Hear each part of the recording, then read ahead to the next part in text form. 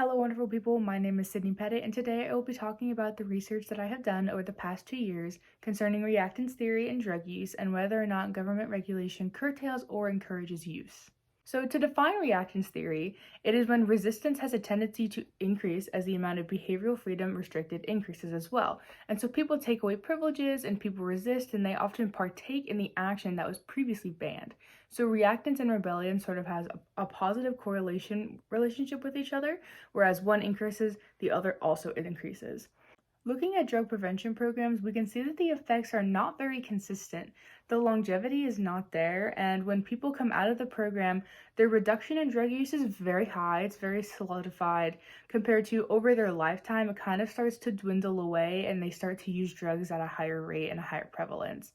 And for those who did not express an interest in drugs early on, they used much less compared to the people who did use drugs early on in their lifetime. And so this suggests that time is a really important factor. And we can see that also when we look at the prevention programs, considering that they don't last for very long. Their effects don't hold for an entire lifetime.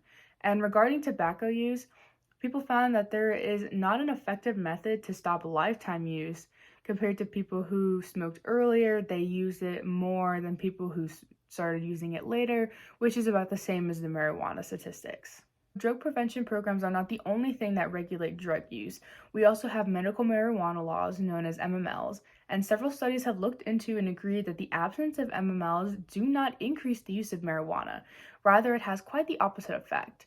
A journal by Pakula revealed that there is a non-existent relationship between MMLs and the use or abuse of marijuana. She stated that there was no statistical relationship between the laws and the use of marijuana when other factors were accounted for, which could also be how the laws regulate dispensaries, because it does differ by state.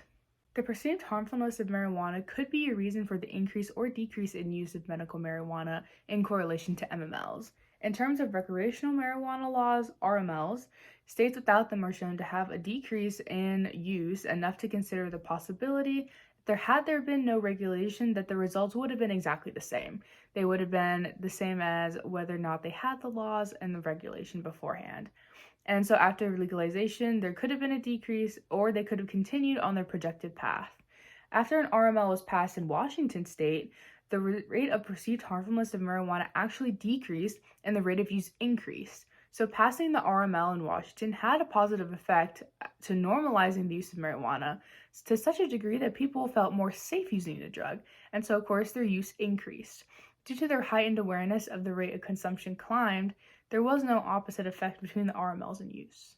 Different states can have different RMLs and different MMLs, and some can regulate their dispensaries differently. And for the ones that have a required registration, the use of marijuana is actually lower in those states.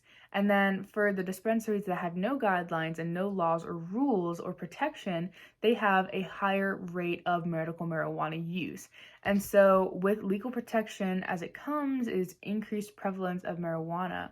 And this is actually interesting when we look at reactance theory, because reactance theory implies that when there is more regulation, there is more use compared to, as we see, if there's more registration, there is less use. And so reactance theory doesn't really apply here to medical marijuana laws.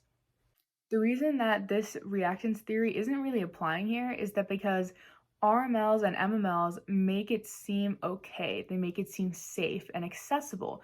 And so people aren't lashing out because of the regulations, but rather they're stepping into it and they're easing in because it is now more readily available at dispensaries and stores.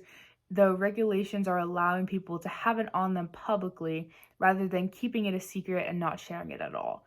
And so as long as laws stay consistent and they don't start with more freedom and then take it away, and then more than they intend to, and then they end with MMLs and RMLs, I think that laws would have a positive effect on people and that the use of marijuana will increase over time.